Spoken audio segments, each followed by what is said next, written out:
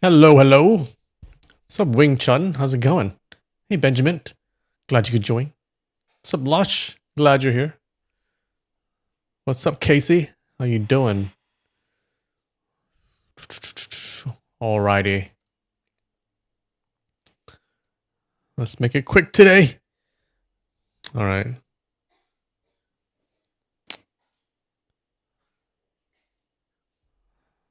How do I...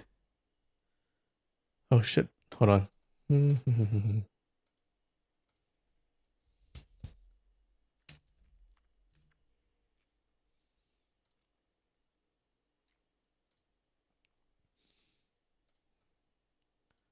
Live screen.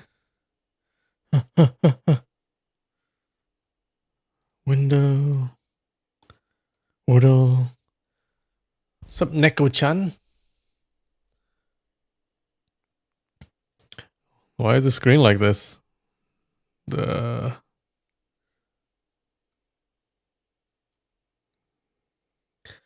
Okay. What's up, Psyduck? How's it going? Alright. Let's do this. Oh, a,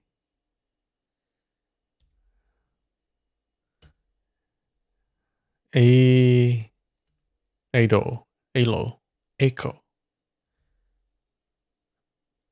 AWOL, a,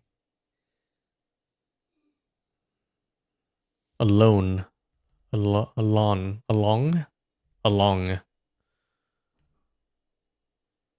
Whoa! Pretty good. Hey, what do you mean spoilers?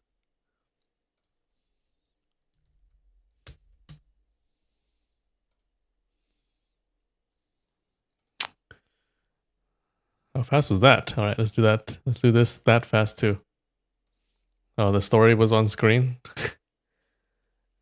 That was just the part that we already saw. All right. Connection. Oh. Banshee, Carpet, Strand, Pip, PIP, Picture in Picture, Chemistry, Bank, Tile, Heartbreaker, Wood, Spark, Coast, Laminate, Shore, Whaler, Fireworks. Coast, a shore, strand, a bank. Oh, wait. Yes. Chemistry. Fireworks, spark. Ah, you have chemistry, spark, fireworks, and a connection. Okay. Heartbreaker, wood, banshee, carpet, banshee, whaler, heartbreaker, tile, wood, laminate, carpet. Oh, ho. Member of a classic backing band? Who would know this? Pip? All right, how's that? You got the purple? You got this? How did you get that? What's up, Sunnyside? What's up, Nikki? Oh, we're just breezing through the games. All right. You knew the Pips and the Whalers? Okay.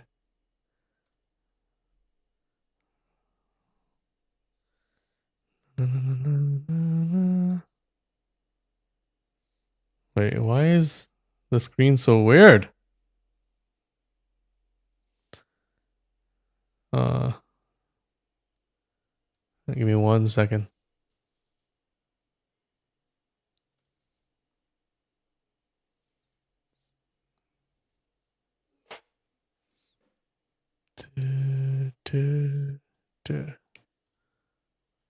Okay.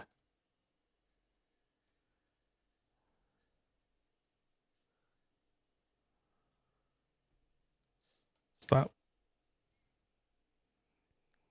Ah.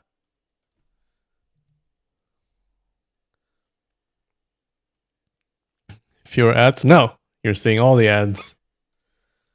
Ad. See. Few. Speed. Fast. Run. Forward. Snappy. Oh, snap. Quick.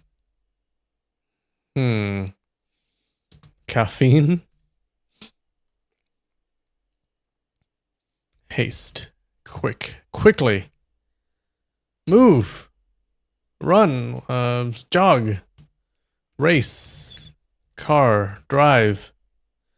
Fury. Slow.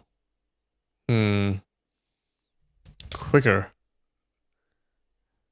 Time. Chase. Mineral. Water. Am I in France? I'm not in France. France. Cow. Call. What?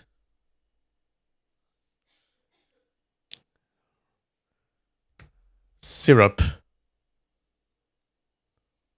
Soak. Wet. Wait.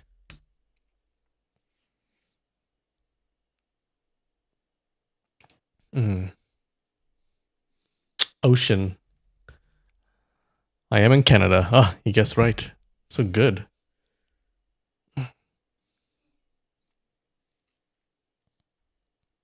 Google never recovered. Element. Element. Shoot. Water. There's water. How about a faucet? Oh! Sink. Pipe. Dry. Wet. Plumbing. Towel. Hose. I got towel, we got faucet. What about a beach? What about a lawn? Sprinkler. Tub. Soup. Tub. Tap. Bath. Tub. Bath. The shower. Shower head. Bathroom. Tub. Sink. Maybe kitchen. Kitchen. Maybe fridge. Oh, refrigerator.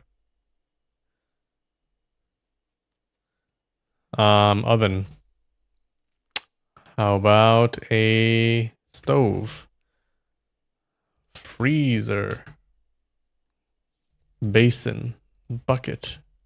Knob. Microwave. Bake. Cooler.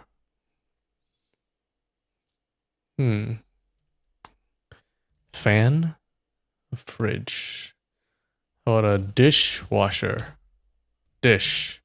Washer. Dryer. Plate. Spoon. Fork. The knife. Spoon. Ladle. AC clog. Heroin. Spoon. Spoon. Spoon. We got fork. We got a spork. What else? Straw. Dessert. Tau productio.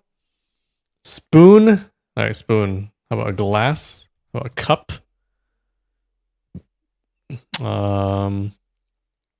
Jar. Okay, we got jar. We got jar. What about a can? Utensil. Oof. Pot. Spoon. What else is there? How about chopsticks? Mason. Mouse. Spoon. What else is in the kitchen? Pan. Did we try pan? Try grill. Grater. Spork. We try bowl. Cereal. Now. Spoon. Spoon. Knife. Chopsticks. What else? No cereal.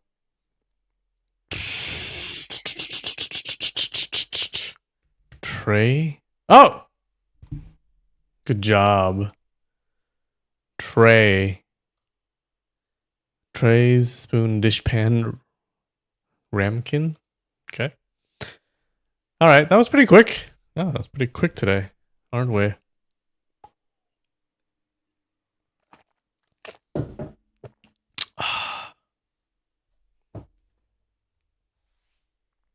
Well, as a reward. Oh no. Mouse is wet.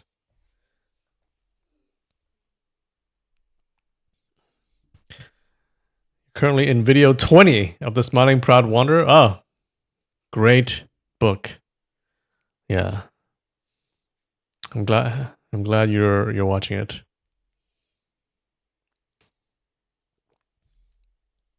I wish I could experience it for the first time again.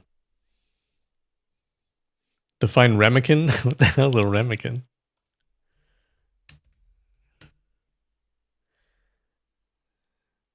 It's a small dish used for culinary purposes. I see. How do you pronounce it? Pronunciation. Ramekin. Ramekin. Ramekin. Okay.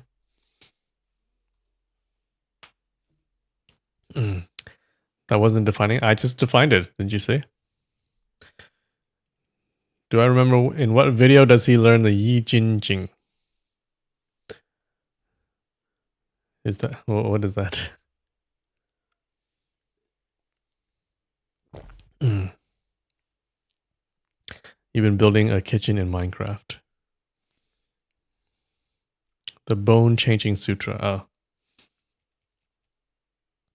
I have no idea. I don't remember what is happening in any video. Does that mean a song? It does not mean a song. I wasn't reading yet.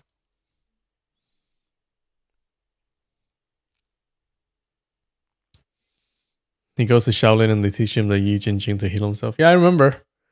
I just have no idea which video it is. It always means a song? Why do you get to determine that, huh?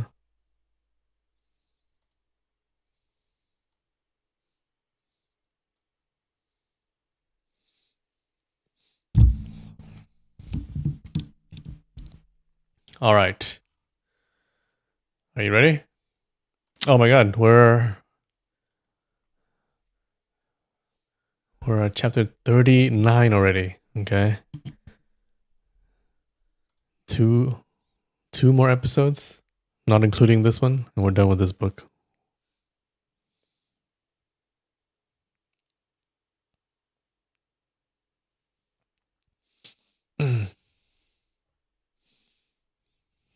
Pearly Q? I don't remember.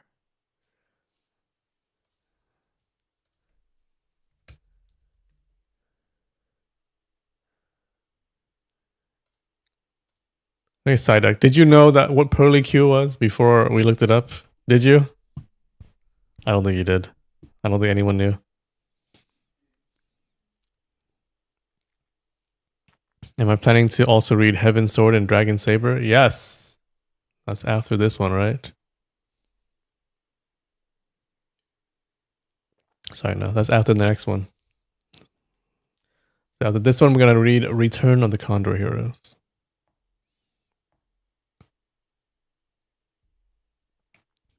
You could have? No. No one knew what a Pearly Q was. But I guess now we all do. Have you ever used that word in your entire life?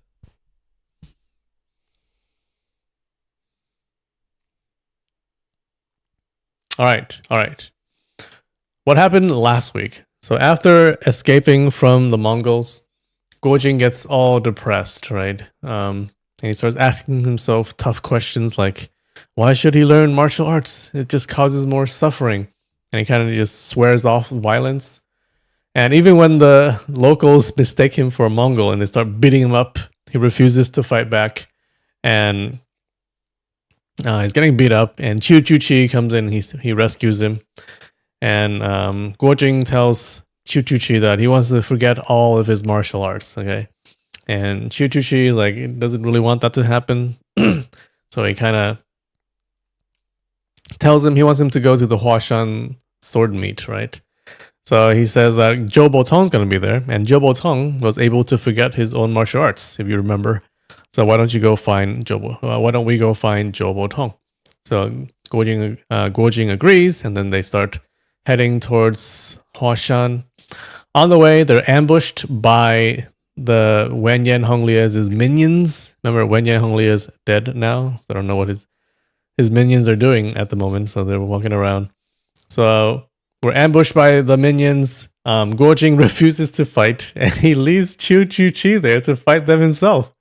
Chu Chu Chi is like defending himself against these guys, and Guo Jing just offs and leaves. As he's going away, he's then ambushed by Liang Zuwang, and he's forced to defend himself. But as he's doing this, he accidentally throws Liang Zuwang off a cliff, and Liang Zuwang falls to his death and dies. He feels kind of guilty that he killed someone again, and then he meets Ouyang Feng, and Ouyang Feng is kind of acting weird. He's standing upside down on his hands, training some kind of martial arts, right? And he doesn't pay attention to Guo Jing. Guo Jing finds it weird. He follows Ouyang Feng to this cave where he finds Huang Rong. She's there. Yeah, he's been training according to her instructions. And Huang Rong is kind of cold, and she blames him for not asking Genghis Khan to call off the wedding with his wedding with the Mongol princess. Guo Jing kind of comforts her. She cries, and then just then, at that moment, Zhou Botong arrives. That's where we left off. How's that?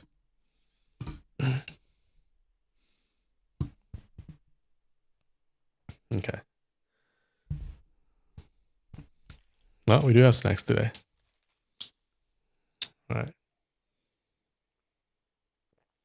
I think today snacks also take some preparation. I hope they're good.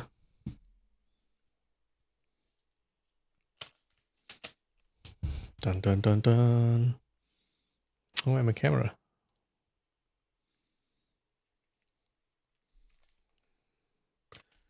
Check it out. Whoa.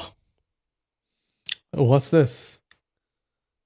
It's like a little strawberry dude.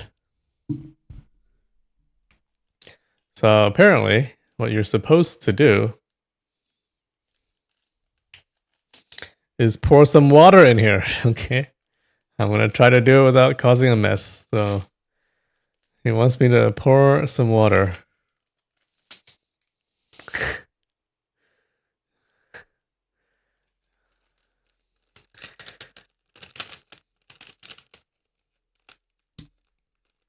Yeah, you're disorientated.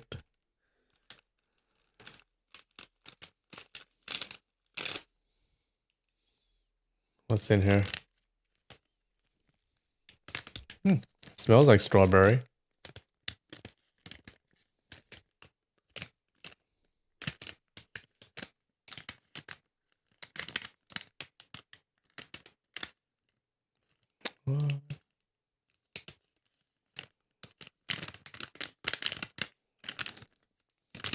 Okay.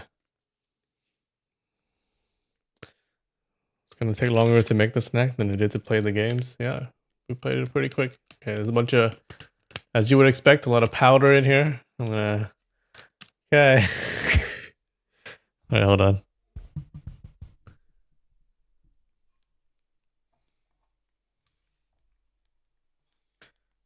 All right. You ready?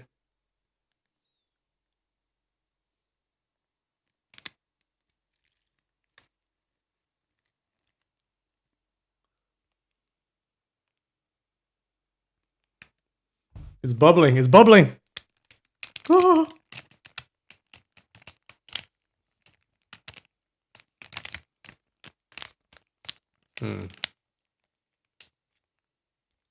Bubbling. I don't know. Okay. How much am I supposed to do it? Because it's expanding. The bubbles are bigger than the powder. Okay, a little bit more. A little bit more.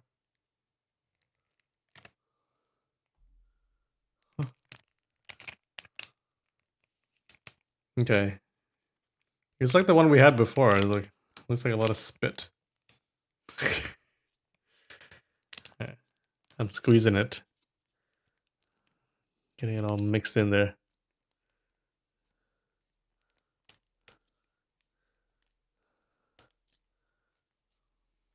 Whoa. Getting pretty full. I don't know if you can see it.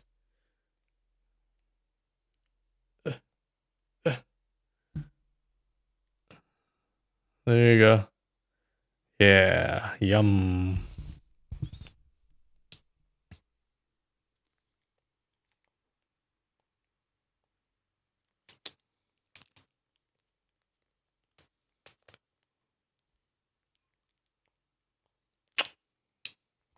I won't pour.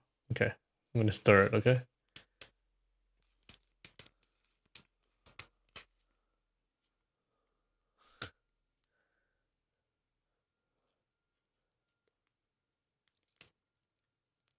It has a consistency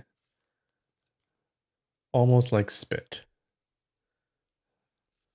It's exactly what you want to hear when eating a snack. Oh, look. Ooh, can you see? Delicious. It's strawberry. It's pretty sour.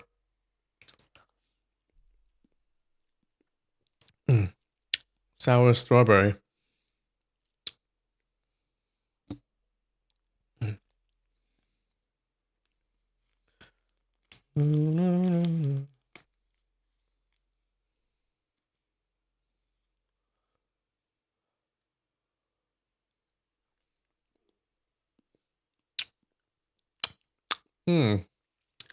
Sour strawberry spit. Yum. It's quite amazing.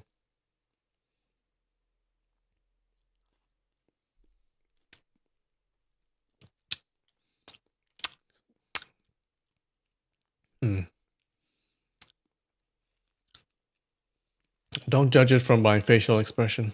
It means nothing.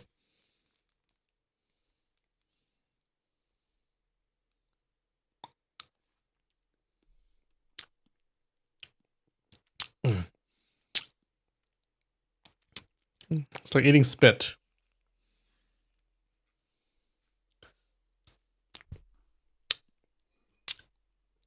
Like I'm trading spit with a strawberry monster.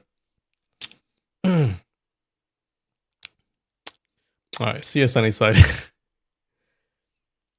I'm gonna have to give this a... How about a 4? How about a 4? Maybe a 3.8.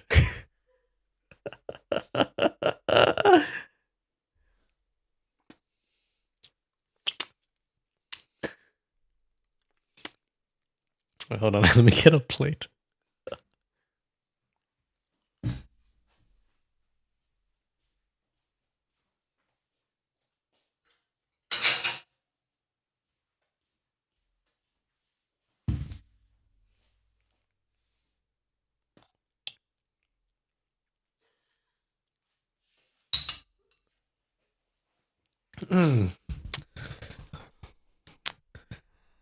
All right. Well, that was interesting. I got a surprise for you guys. I have another one. Oh, we got some interactive snacks today. Look, it's got a cute little Dracula and Death, I guess. They're having fun with each other. This one you also have to pour water in.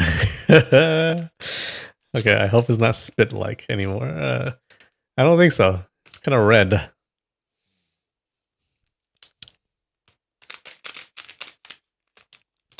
Oh, look at behind.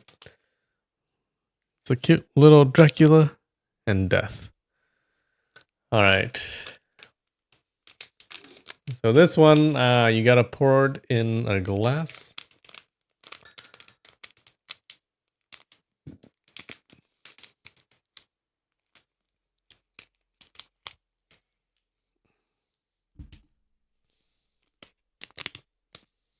Oh, it's green powder. Ooh.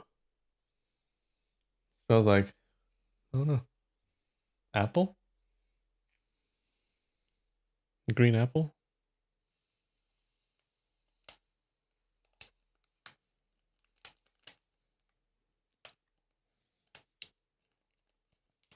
Okay.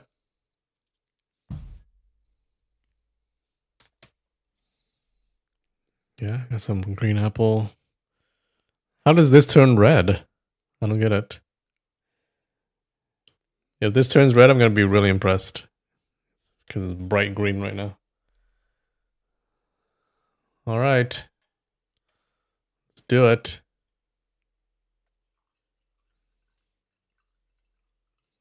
Okay, it's not gonna turn red.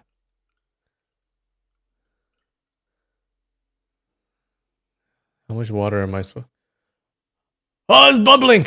Wait. Is it? No, it's my imagination. Alright. Ooh, very green. It's made out of people. It's Soylent. Soylent Green. It's not fizzy, I think. A little bit. A little bit. It's very green. Okay, hold on.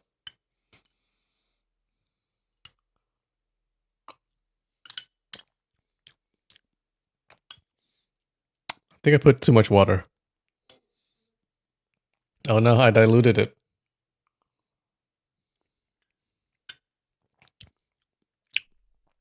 It's sour. Oh no. Green apple?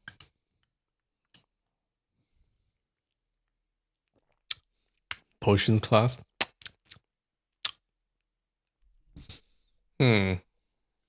I think it's green apple. Yeah, this is better than the previous one. At least it's not spit. Has a nice color too. I think the camera doesn't, it's not catching the color. It's like deep green.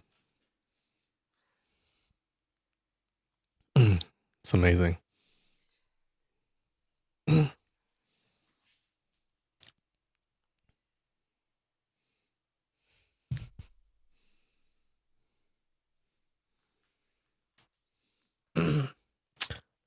Gonna give it a it's better than the previous one. I'm gonna give it a 6. How about 6? Now, what I'm gonna do, I'm gonna mix the previous thing with this thing. I'm gonna get a spit green drink. Oh yeah, you don't see it, but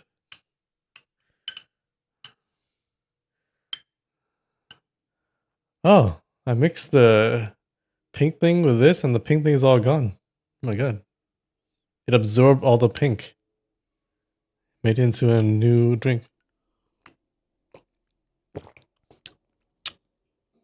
Don't taste the same. Yum. All right. How about that?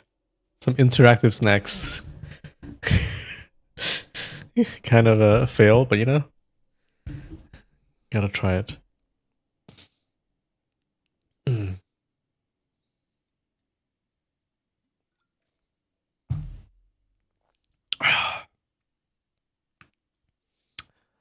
All right. It was for science, yes. I thought it was going to be red because the thing. Oh, no, never mind. It does show green. I'm an idiot. They're eating red stuff, but they're drinking green. Okay. That really did almost equal the games. All right, we good? We good? Let's get to it. For the third episode from the end. Whoa.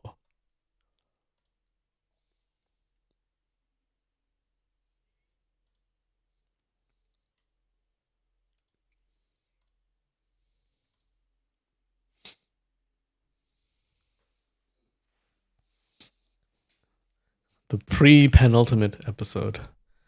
The penultimate. The penultimate episode. Are you ready? Chapter 39. Part 2.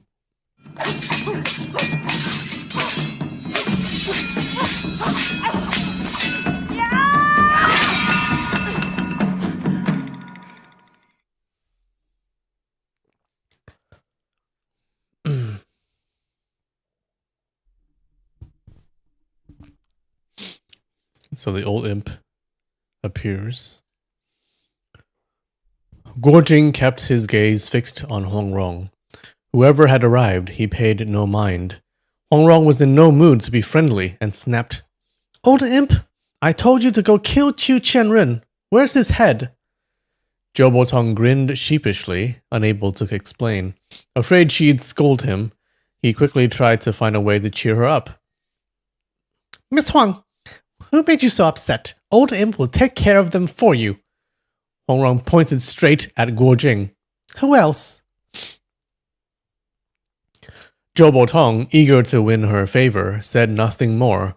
With one backhand and one forehand slap, smack, smack, he struck Guojing hard across the face. Hey, not cool. Guojing, lost in his daze and completely unguarded, didn't react in time. Zhou Botong's strikes were fierce, and Guojing's vision went black as his cheeks swelled red with 5 finger marks. "Miss Huang, was that enough?" Zhou Botong asked. "If not, I can hit him again." Seeing Guojing's swollen cheeks, Hongrong's anger instantly turned to tenderness, and that tenderness turned into fury at Zhou Botong. She scolded, "I'm the one mad at him. What does that have to do with you? Who said you could hit him? I told you to kill Chu Qianren. Why didn't you listen to me?" Zhou Botong stuck out his tongue and couldn't pull it back in, thinking, "Oops, old imp tried to kiss up and ended up kicking the horse instead."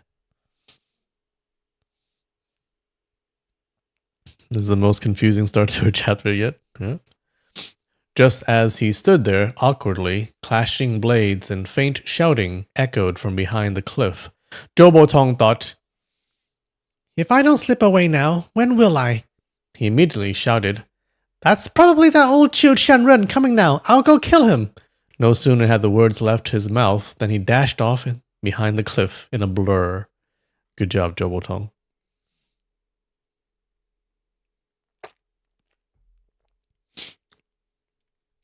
That's it? That's all we see of him? If Chu Qianren had really had shown up, Zhou Botong would have run for the hills. He was terrified of him and wouldn't dare provoke him again. That day, back in the stone house in the western regions, he, Chu Qianren, Ouyang Feng, and Guojing had all blindly fought in the dark. Guojing and Ouyang Feng had escaped one after the other, and Chu Qianren had finally found a chance to slip away too. But Zhou Botong wouldn't let him go, chasing him relentlessly. Chu Qianren, exhausted and furious, was filled with rage and humiliation. As the leader of a major martial sect, how could he suffer such disgrace? All he could think about was finding a quick way to end his own life and avoid the torment of being caught by Zhou Botong. Just then, he spotted a few venomous snakes coiled among the sand and rocks. He knew these snakes were extremely poisonous. One bite would instantly paralyze the body, offering a quick and painless death. Man, people are so quick to suicide themselves.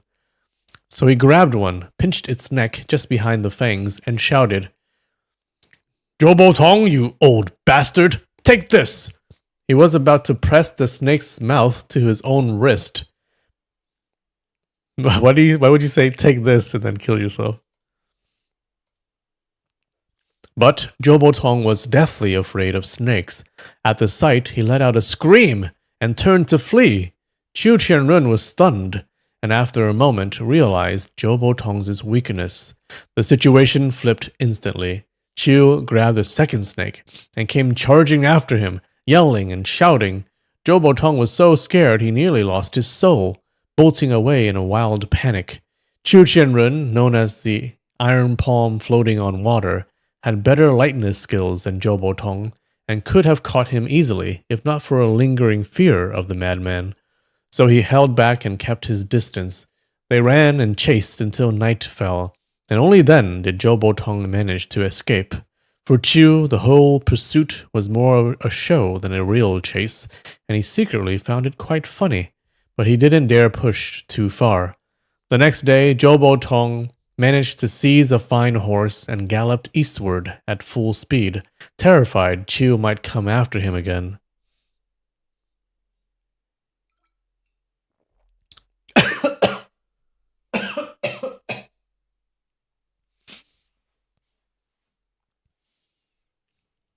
Oh, you mixed up Qiu Qianrun and Qiu Chuchi? Did you think that was Qiu Chuchi?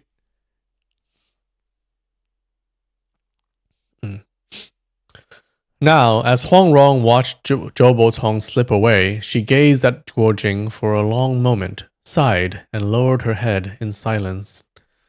Guojing called softly, "Wronger." She gave a faint, Guojing wanted to say something, an apology, a plea for forgiveness, but he knew he was clumsy with words and was afraid of making things worse. The two stood there in the wind. Suddenly, Huang Rong sneezed. Guojing, who had already taken off his outer robe, draped it over her shoulders at once. Guojing lowered her head but didn't say anything. Suddenly, Jobo Tong's voice echoed from behind the cliff. "Marvelous! Absolutely marvelous!" He laughed gleefully. Huang Rong reached out and took Guojing's hand, whispering, "Chingugu, let's go take a look." Guojing was so overwhelmed with joy that he couldn't speak, tears spilling from his eyes. Huang Rong used her sleeve to wipe them away and teased, "Look at you. Your face is all tears and slap marks. People will think I beat you up and made you cry." With that sweet and radiant smile, the two were finally reconciled, and after this ordeal, their bond had only grown deeper. The two of them rounded the cliff hand in hand and saw Jobo Tong laughing heartily, clutching his belly and kicking his legs in glee. Qiu Chuchi stood nearby, his hand on his sword, silently keeping watch. As for Sha Tongqian, Peng Lianhu, Lingzhi Shangrun, and Ho Tonghai, one was frozen mid-swing with his weapon, another caught in a defensive crouch, their expressions all different, yet not one of them moved a muscle. They had all been struck on their acupoints by Jobo Tong. Oh yeah. Jobo Tong said smugly, "Back then I scraped the filth off my body, made it into pills, and told you lot to eat them.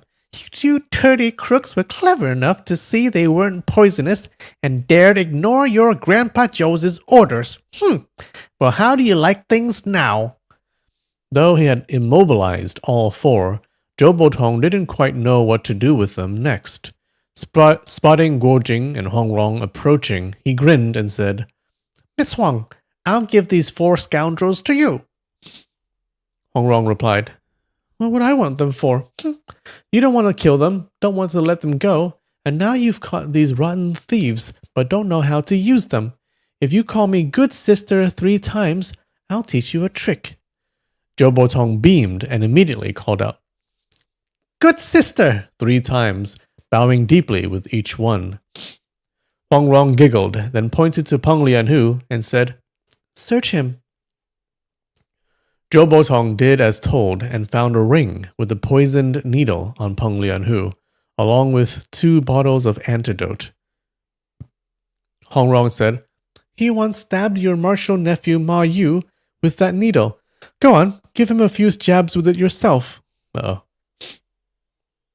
Peng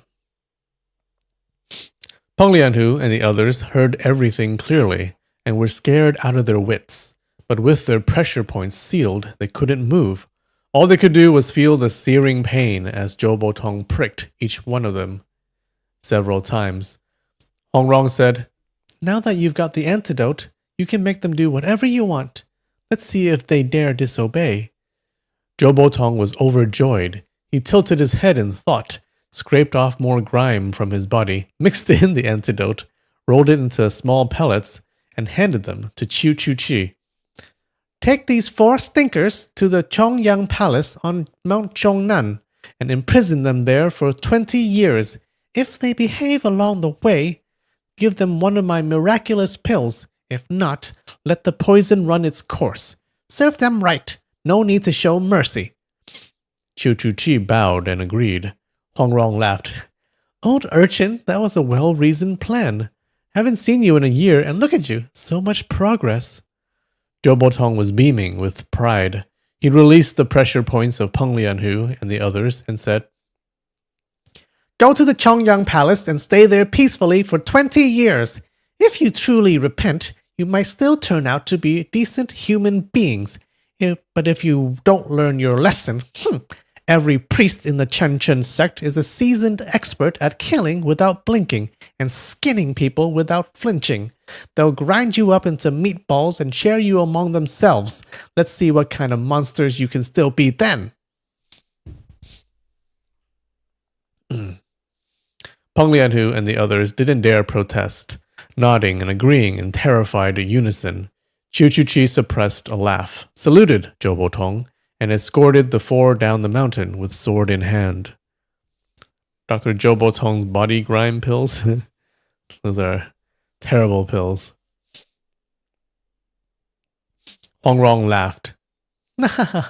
"Old urchin, since when did you learn how to lecture people? The first part of what you said made some sense, but by the end, you were just talking nonsense." Zhou Botong burst out laughing. Just then, he caught a flash of white light on the peak to the left, clearly the sun reflecting off a weapon. "Eh? What's that?" he exclaimed. When Guo Jing and Hong Rong looked up, the flash was already gone. Not wanting Hong Rong to press him about Qiu Qianrun, Zhou Botong quickly said, "I'll go check it out." Then he darted off like a shot, racing up the peak. Guo Jing and Hong Rong both had so much to say to each other. They found a cave nearby and poured out everything they'd felt during their time apart. They talked all the way until the sun dipped behind the western mountains, and still weren't done. Guo Jing had some dry rations in his pack, which he took out and shared with Hong Rong. As she ate, she laughed. "That old crook Ouyang Feng kept forcing me to teach him the 9 Yin manual. But you had already written that copy all mixed up, and I added even more nonsense when I explained it to him. He believed every word and has been practicing it bitterly for months. I told him the secret to top-level martial arts was to train while upside down, so now he's really doing it, standing on his head and forcing his qi to reverse through his meridians. The guy's no slouch, though. He's already managed to reverse the Yin Wei, Yang Wei, Yin Qiao and Yang Qiao meridians at will. I wonder what he'll look like once all his meridians are running backwards." She giggled. "All right. Yeah, what do you think is going to happen?" Guo Jing laughed too. No wonder I saw him walking on his hands. That kind of skill can't be easy to learn." Hong Rong said, "You came to Mount Hua. Are you planning to compete for the title of number 1 under heaven?"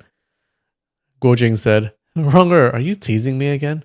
I came to ask Brother Zhou for a way to forget all the martial arts I've learned." He then told her everything he'd been thinking over the past few days. Hong Rong tilted her head in thought for a while. Huh, maybe forgetting wouldn't be so bad. The stronger our martial arts get, the less happy we seem to be. Back when we were little and didn't know anything, we had no burdens, no worries. She hadn't realized that growing older always brought more troubles, more sorrows, regardless of how strong your martial arts were. She went on, according to Ouyang Feng, tomorrow's the day of the sword meet. My father's sure to come up the mountain. Since you're not interested in winning first place, how about we figure out a way to help my father beat everyone else? Guo Jing said, Runger, it's not that I won't listen to you, but I believe my master Hong is truly a better man than your father. Huang Rong had been leaning close to him, but the moment he criticized her father, she angrily pushed him away. Guo Jing was startled. Then Huang Rong suddenly smiled and said, Master Hong has been quite good to both of us too. How about this? Let's not help anyone. Sound good? Well, that's what we're gonna do anyways.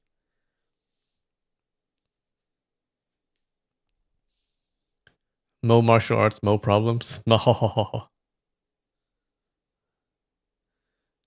up, rude noise? It's called the anti-penultimate. Okay, we're on the anti-penultimate episode.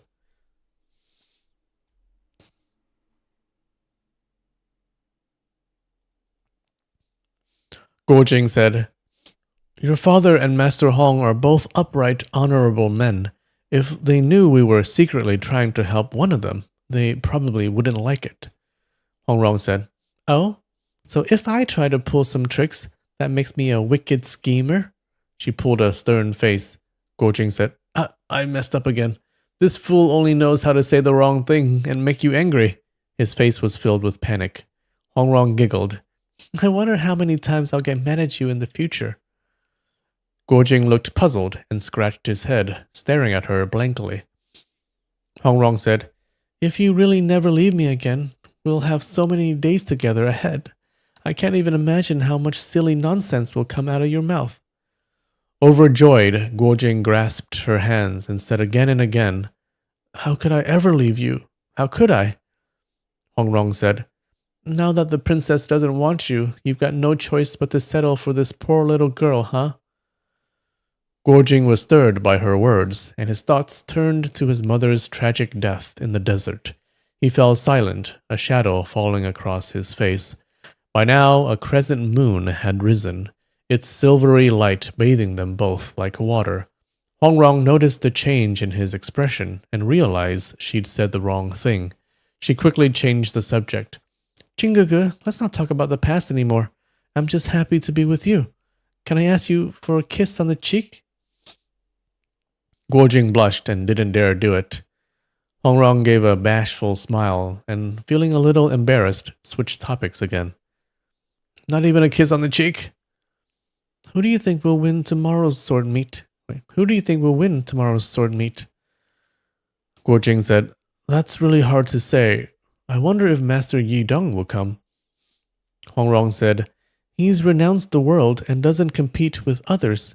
He'd never come just to chase after some empty title. Guo Jing nodded. I think so too. Your father, Master Hong, Brother Zhou, Qiu Qianrun, Ouyang Feng, each of them has their own unique skills. But I wonder if Master Hong has fully recovered. Is his martial arts still what it used to be? His brow furrowed with worry. I think Guo Jing's gonna fight, and he's gonna be the number one. Hong Rong said, Technically, Old Urchin has the highest martial skill, but if he doesn't use the techniques from the 9-yin manual, then he's not as good as the other 4. They kept chatting like this until Hong Rong began to feel tired and fell asleep in Guo Jing's arms.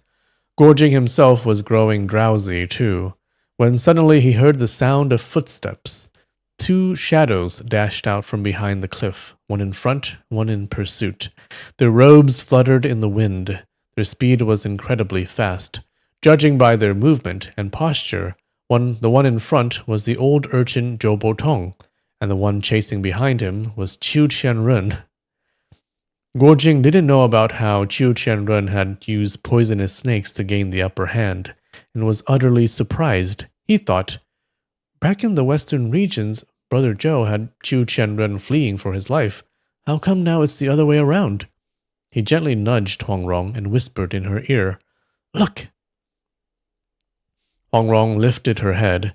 In the moonlight, she saw Zhou Botong darting around in all directions, never daring to stay in one place. She heard him shouting, "You old crook, Qiu! I've got snake catchers lying in wait over here. If you know what's good for you, run!" Qiu Qianrun laughed. "You think I'm a 3-year-old child?" Zhou Botong cried out, "Brother Guo, Miss Huang, come help me!" Guo Jing was about to leap out, but Hongrong, still nestled in his arms, whispered, "Don't move." Zhou Botong ran in a few circles, and, seeing no sign of Guo Jing or Hongrong, yelled, "Stinky brat! Devil girl! If you don't come out, I'll curse all 18 generations of your ancestors!" Hongrong stood up and laughed. "I'm not coming out. If you've got the guts, go ahead and curse." Zhou Botong saw Qiu Qianrun holding a poisonous snake in each hand, both of them hissing with tongues flicking, and his legs nearly gave out from fear. He pleaded, "Miss Huang, come out, please. I'll curse all 18 generations of my own ancestors instead. How's that?" Okay. Qiu Qianrun noticed that Guo Jing and Hongrong were standing nearby and grew wary. "If the 3 of them team up, I'll be in real trouble. Better to get out of here while I still can. Once noon tomorrow comes, it'll be 1-on-1. Then I won't have to fear them." With that thought, he suddenly sprang forward, lunging at Zhou Botong with the snake aimed straight at his face. Zhou Botong flung his sleeve up to block and dodge to the side. Suddenly, there was a soft noise above his head, and he felt a cool slither at the back of his neck. Something alive had slipped into his clothes and was now jumping and wriggling across his back, cold and slick. He was terrified out of his wits and screamed, "I'm dead! I'm dead!"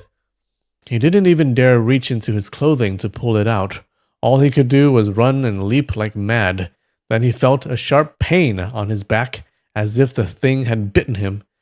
"This is it," he thought. "I'm done for." His body went numb, and he collapsed to the ground. Guo Jing and Hongrong were both alarmed and rushed over to help.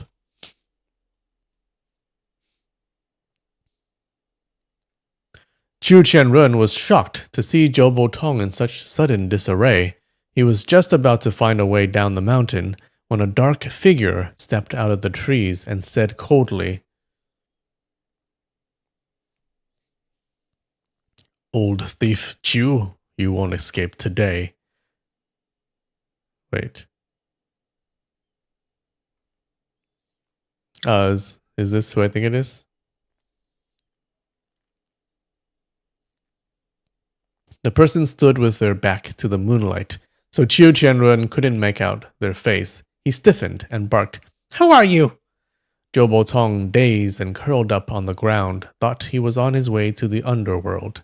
Then he felt someone lifting him up and saying, "Old Master Zhou, don't be afraid. It's not a snake." Zhou Botong blinked and quickly stood up. But the cold thing on his back started leaping around again, and he shrieked, "It's biting me again! It's a snake! It's a snake!" The person said, "It's a golden monkey, not a snake." At that moment, Guo Jing and Hongrong clearly saw the man's face. It was the fisherman, one of the 4 great disciples under Master Yi Deng. Okay, not who I think it is. Known as the fisherman, woodcutter, farmer, and scholar. They watched as he reached into the back of Zhou Botong's collar and pulled out a golden monkey.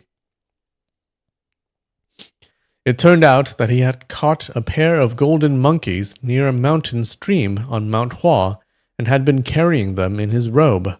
One of them had escaped, climbed a tree, and, by sheer coincidence, fallen into Zhou Botong's collar. The golden monkey wasn't venomous at all, but Zhou Botong had been so fixated on snakes that he'd convinced himself this cold, slippery creature was biting into his back and injecting venom. Had the fisherman arrived a moment later, Zhou Botong might very well have fainted from sheer fright. Are monkeys cold? They're not, like, hot? Don't they have body heat? Oh, wait. Oh, these are the salamanders, right? Or whatever. Oh, yeah, true. I'm an idiot. Yeah, they're called golden babies.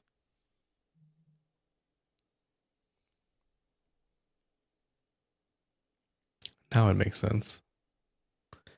Zhou Botong opened his eyes and, still shaken, looked at the fisherman. The man's face seemed vaguely familiar, though he couldn't quite recall where he'd seen him before. He turned his head and froze in terror. Chu Qianrun was backing away in a panic as a dark figure slowly approached him.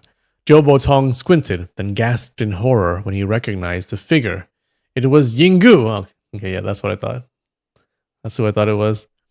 The former consort Liu of the Dali royal palace. Chu Qianrun had always believed that in the world today, only Zhou Botong's martial arts surpassed his own.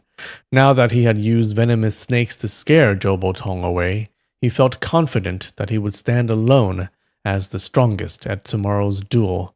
But to his shock, Yinggu had suddenly appeared on the eve of the sword contest.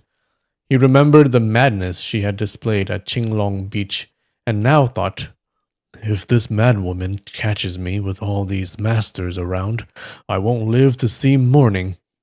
Then he heard her hoarse voice cry out, "Give me back my son's life!" A chill ran down Chu Qianrun's spine. Back then, I disguised myself and snuck into the palace to injure her child. I only meant to exhaust Prince Duan's energy, but he actually let the child die without trying to save him. How did she figure out it was me? It's this motherfucker. He forced a grin and said, "Crazy hag, why are you clinging to me?" Yinggu shouted again, "Give me back my son's life!" Chu Qianrun said, "What son? What are you talking about? Your son died. What's that got to do with me?" Yinggu sneered. I didn't see your face that night, but I remember your laugh. Laugh for me again. Go on, laugh. Chu Qianrun saw her stretching out her arms, ready to lunge at him. He quickly backed up another 2 steps. Then, suddenly, turning his body to the side, he slapped his left palm against his right and shot his right palm out at a slant, straight for Yinggu's lower abdomen. This was one of the 13 deadly moves of the Iron Palm technique, called Yin-Yang Reunited, and it was viciously powerful.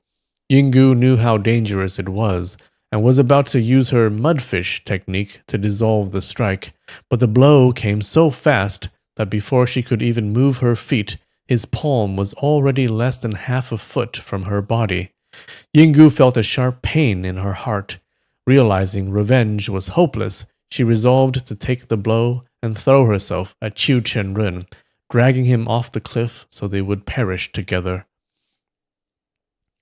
But just then, a gust of fist wind brushed past her ear, sharp as a blade across her face.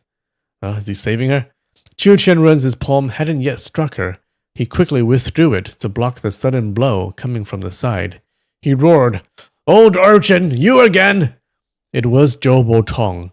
Seeing Yinggu in danger, he had used a supreme technique from the 9-yin manual to dissolve Chu Qianrun's iron palm strike. He broke his vow to save her, huh? Zhou Botong didn't dare look directly at Yinggu. Turning his back to her, he said, "Yinggu, you're no match for this old scoundrel. Hurry and leave. I'm going too." He was about to leap away when Yinggu called out, "Zhou Botong, why won't you avenge your own son?" Zhou Botong froze. "What? My son?" Yinggu shouted. "That's right. The one who killed your son is Chu Qianrun."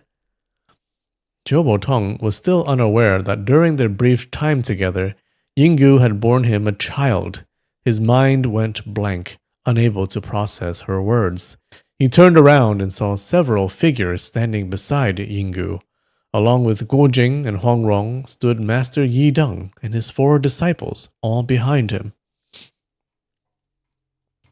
What's he gonna do?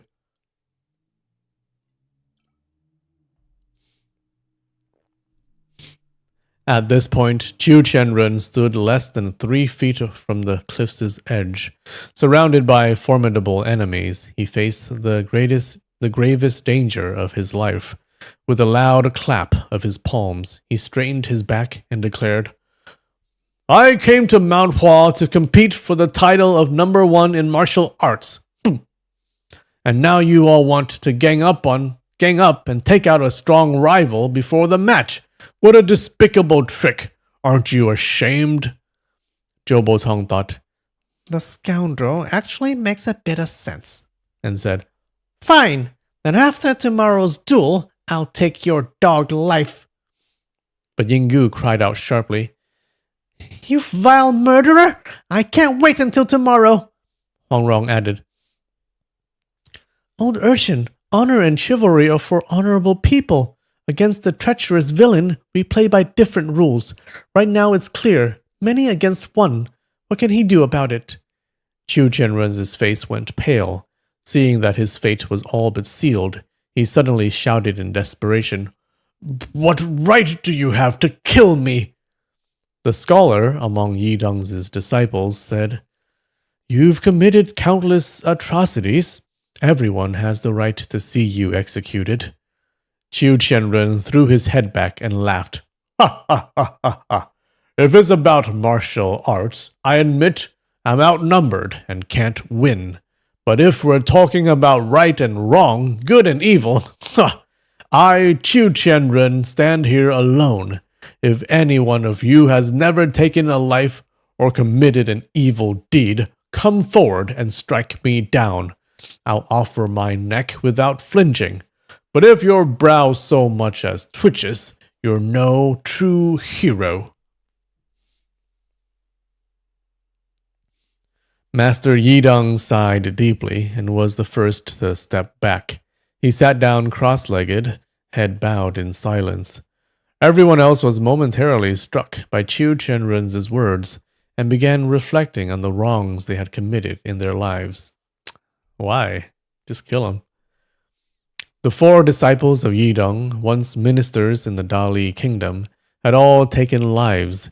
Even if done in the name of justice, they were bound to be mistakes.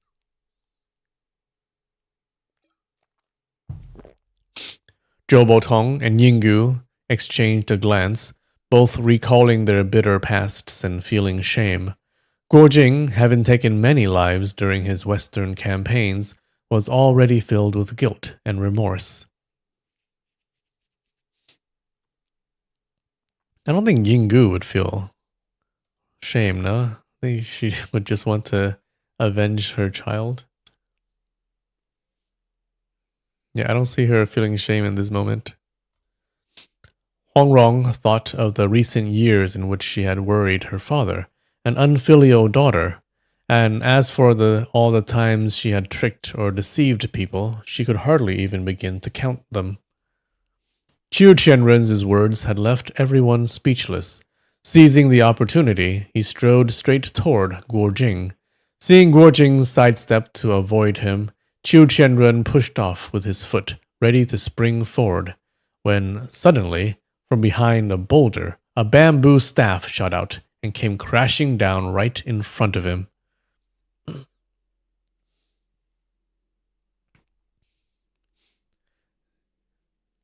She did cheat on her husband. All of this is the same as assassinating a baby. Yeah. Is equal in moral... what? In moral weight.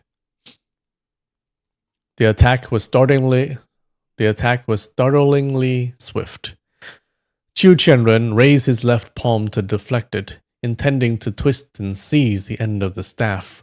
But in the blink of an eye, it jabbed 3 times in rapid succession, aiming for 3 of his vital acupoints. Shocked, Chu Chenren saw that the staff moved like the wind, unblockable, unavoidable. He had no choice but to retreat to the cliff's edge once more. From behind the boulder, a dark figure followed the staff's momentum and stepped into view. Guojing and Hongrong cried out together, "Master!" It was the 9-fingered divine beggar, Hong Qigong. Whoa, did he fully recover? Oh, ho, ho. Chu Qianrun cursed. "Stinking beggar! You're meddling too? The sword contest hasn't even started."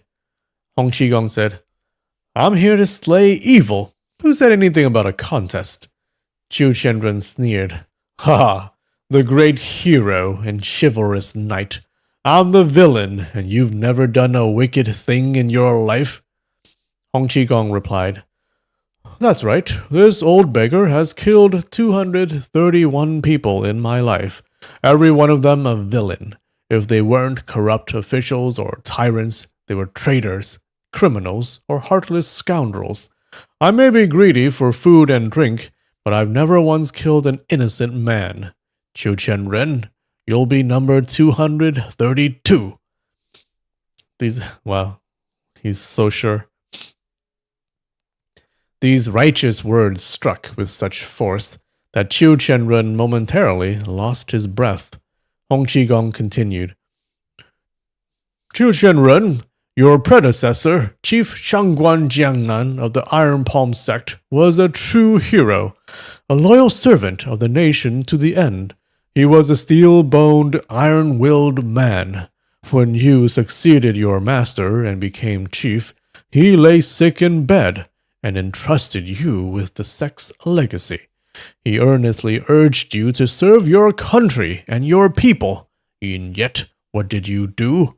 As your power grew, you strayed further and further from the sect's founding ideals of loyalty and patriotism. You conspired with the Churchens and betrayed your nation. How can you face Chief Shangguan in death? You came to Mount Hua to fight for the title of number 1 in martial arts, but even if your skills were unmatched, do you think the heroes of the world would ever accept a traitorous dog like you?" Chu Qianrun stood dazed, as if lost in a trance. Memories of the past decades surged through his mind. He recalled his master's teachings, his own appointments as sect leader, and his master's dying words and the solemn rules of the sect, all urging him to defend the nation and serve the people. Yet, as he grew older and his martial arts advanced, he drifted further from those principles. He became entangled in darker paths, and the Iron Palm sect, once proud and righteous, had become a den of corruption and cruelty. The loyal and virtuous had left in disgust, while the vicious and vile gathered in droves. What had once been a noble martial sect had become a cesspool of filth and crime. Okay. No, I've been reading for a while. All right. Time for a break. I'll be right back. 5 minutes. I think Chiu Chen-run's gonna die, right? Yeah, be back for that. Ha ha ha. Alright. Alright, we're back. Let's see this guy's death. He looked up and saw the bright moon overhead. Looking down again, he met Hong Qigong's stern, unwavering gaze, his eyes blazing with righteous fury. In that moment, Chiu Chen-run's conscience was awakened. He felt as if every act he'd ever committed was an affront to heaven. Cold sweat poured down his body. He sighed and said, "Hi, Chief Hong, your scolding is just." Then he turned around and flung himself off the cliff. Wait. Did not expect that. What? Or is he trick? He actually... Really?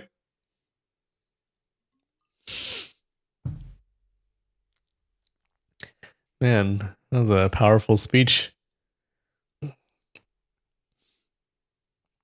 Yeah, he does know mouth jutsu. Hong Qigong, bamboo staff in hand, had been bracing for a sudden attack. Knowing Chu Chenren's martial arts were formidable, he expected that if the man lashed out in desperation, it would be with a deadly move. He never imagined Chu would suddenly attempt suicide. Stunned, he stood frozen, but just then a blur of gray flickered past him.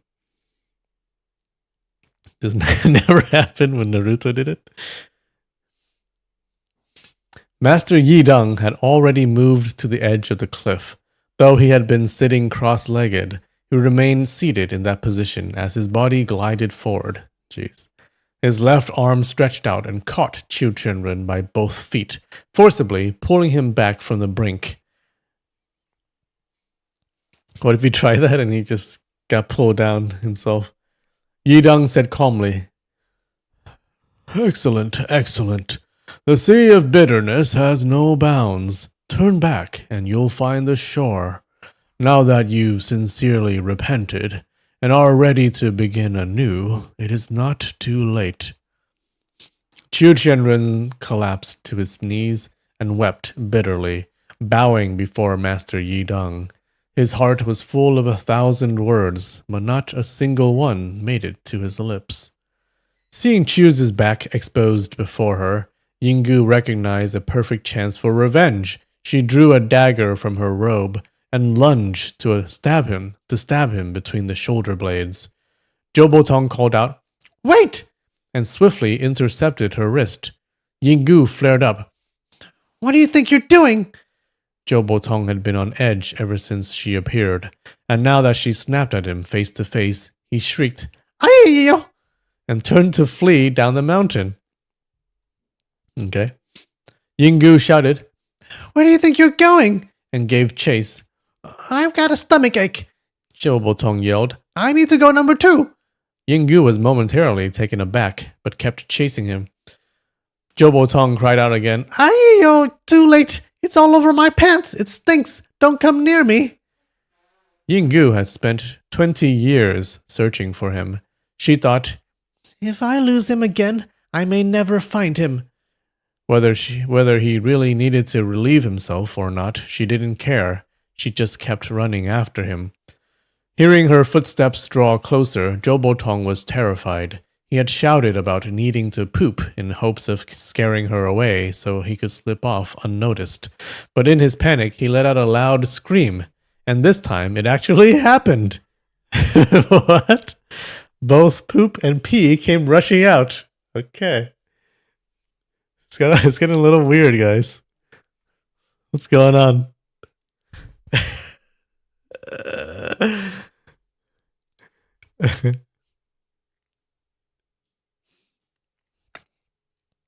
Don't you just hate it when you panic and then you just shit and pee yourself? Guojing and Hongrong watched the pair vanish around a cliffside, their ridiculous quarrel continuing as they ran farther and farther away. They couldn't help but laugh. Turning back, they saw Master Yi Deng leaning close to Chu Chenren's ear, speaking softly. Chu kept nodding. This is turning into a Stephen Chow movie. Yeah, I can see that. Yi Deng spoke at length, then finally rose and said, "Let us go." Guojing and Hongrong quickly stepped forward and bowed to him.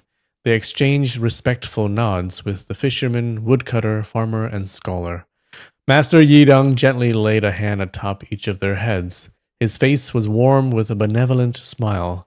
He turned to Hong Qigong and said, "Brother Qi, I'm glad to see an old friend in good health.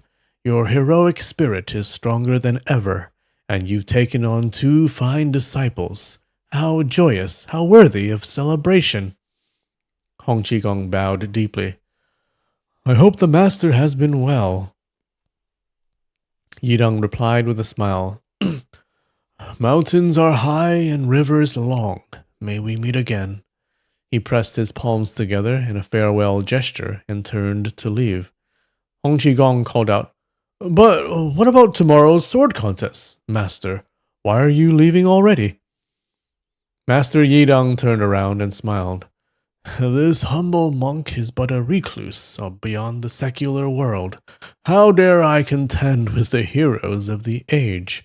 I came to Mount Hua today only to resolve this karmic feud that has entangled lives for 20 years. Fortunately, it is now settled, and the merit complete. Brother Chi, among the heroes of this generation, who is more worthy than you? There's no need for such modesty. With that, he joined his palms in a farewell gesture again, took Chu Chenren by the hand, and began descending the mountain. The four great disciples of Dali bowed respectfully to Hong Qigong in unison, then followed their master down the slope.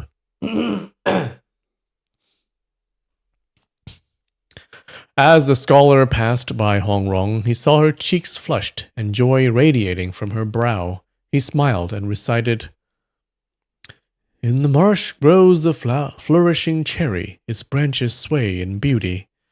Hong Rong, catching the teasing tone, responded with a smile, reciting, The chickens roost in their pen, the sun has already set. The scholar burst into hearty laughter, bowed deeply, and departed.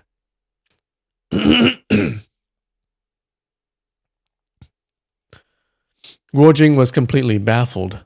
Runger, he asked. Is that some kind of Sanskrit? Yeah, sounds like it to me. Hong Rong giggled. No, it's from the Book of Songs. Realizing they were exchanging poetic lines, Guojing didn't pursue the matter further. Hong Rong smiled as she gazed at him. That top scholar really is clever, she thought. He figured out what's in my heart. The lines he had quoted came from a love song in the Book of Songs, meant for a young maiden yearning for an unmarried man. The next lines go, Delightful is your ignorance, delightful your rootlessness, delightful your lack of a home. How apt for this silly Jingege who still hasn't married or started a household, and I'm very fond of him. Just then she gave a soft cry. Ah! Guojing immediately asked, What is it?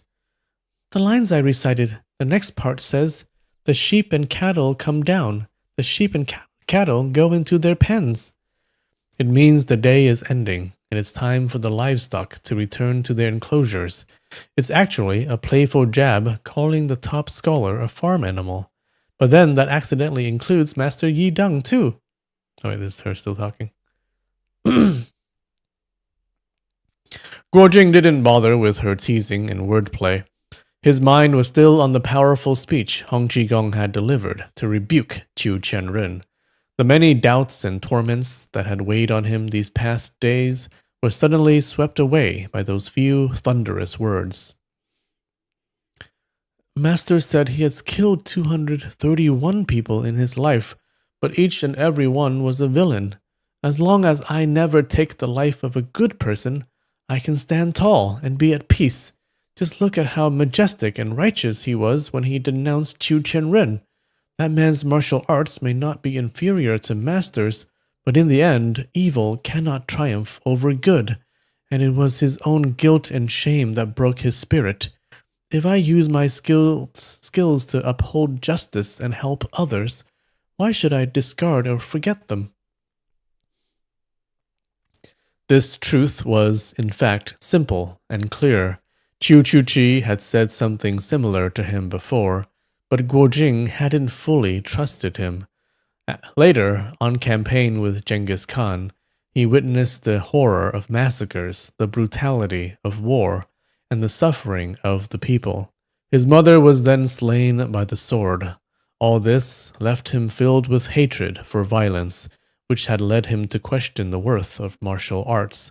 But now, having gone through these inner trials, his resolve to use his skills for good had only grown stronger. Guojing and Huangrong stepped forward to pay their respects to their master, and the three exchanged greetings after their long separation. It turned out that Hong Jigong had accompanied Huang Yaoxi to Peach Blossom Island to recover from his injuries. He used the advanced internal techniques described in the general outline of the Nine Yin Manual to open his meridians. After half a year, his internal wounds had fully healed, and after another half year, his martial arts were completely restored. All right, it's back to normal. Once Huang Yaoxi had confirmed that Hong Qigong's condition was stable, he became anxious about his daughter and immediately headed north in search of her. Remember he just left her? Just left her to go get a drink with Hong Qigong. Hong Qigong, however, left the island later. Just a few days ago, he had run into Liu Youjiao, and thus already knew a rough outline of Guo Jing and Hong Rong's situation. The three of them chatted for a while. Then Guo Jing said, "Master, why don't you rest a bit? Dawn is almost here, and you'll be using a lot of energy in the upcoming sword competition." Hong Qigong laughed. "Ha ha ha ha. The older I get, the more competitive I become. Just thinking about crossing hands with the Eastern Heretic and the Western Poison makes me nervous. It's truly ridiculous. Runger, your father's martial arts have advanced a great deal in recent years. Who do you think will win later, your father or your master?" Hong Rong said, "You two have always been evenly matched, but now that you've mastered the Nine Yin divine skill, how could my father still be your equal? When I see him later, I'll just tell him to skip the match and head back to Peach Blossom Island early." Hong Qigong noticed the peculiar tone in her voice. After a brief moment of thought, he understood her intent. Laughing heartily, he said, "Ha ha ha ha. No need to beat around the bush. The Nine Yin divine skill is yours and Jing Boy's. Jing Boy's? Don't worry, even without you provoking me, this old beggar won't have the thick skin to use it in the match. When I fight old heretic Huang, I'll stick to my original martial arts." That was exactly what Hong Rong had hoped he would say. She smiled and said, "Master, if you lose to my father, I'll cook you 100 dishes. That way, even if you don't win, you'll still be happy." Hong Qigong swallowed his drool and snorted. "You wicked little imp, trying to provoke me and bribe me at the same time? So sly and cunning. You just want your father to win, don't you?" Hong Rong giggled, but hadn't replied, when Hong Qigong suddenly stood up, pointed behind her, and shouted, "Old Venom, you're up early, aren't you? You're up early, aren't you?" Guo Jing and Hong Rong quickly jumped to their feet and stood beside Hong Qigong. When they turned around, they saw Ouyang Fang's tall figure standing right there. He had approached silently and swiftly. The two of them hadn't sensed a thing, and both were deeply startled. Oh. What do you think? Is he super powerful or super crazy? All right. That was an interesting chapter. Did you guys like it? I can't get over the fact that Zhou Botong just shit himself and pissed himself. What?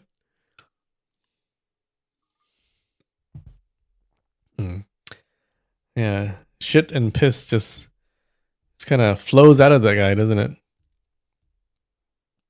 I found it a little weird that Qiu Qianren just renounced his life right then and there and try to commit suicide. Kind of weird.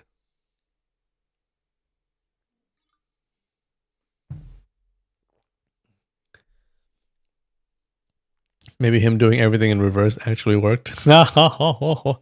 It's scary being chased by your ex. Must be very scary.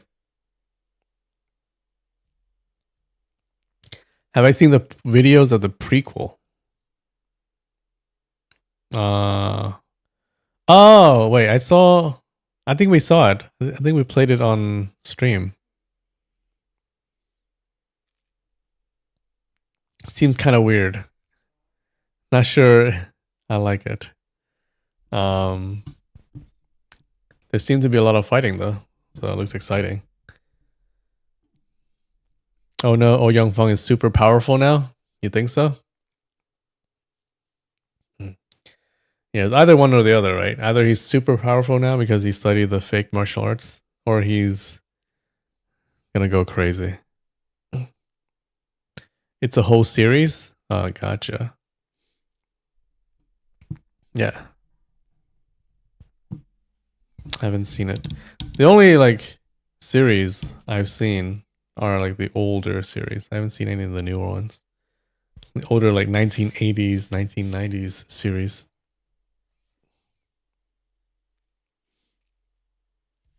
Oh, you've watched it? Did you like it? Yeah. I thought Qiu Chenren, his fate is kind of weird. Okay. I feel kind of rushed. I didn't really buy it. Just because of a strong speech.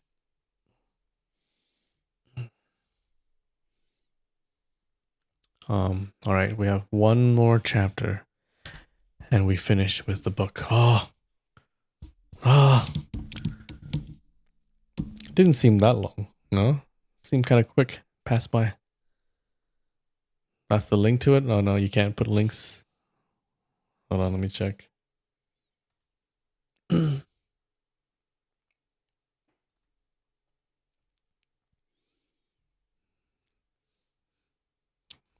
think you can't link. Because I don't see it.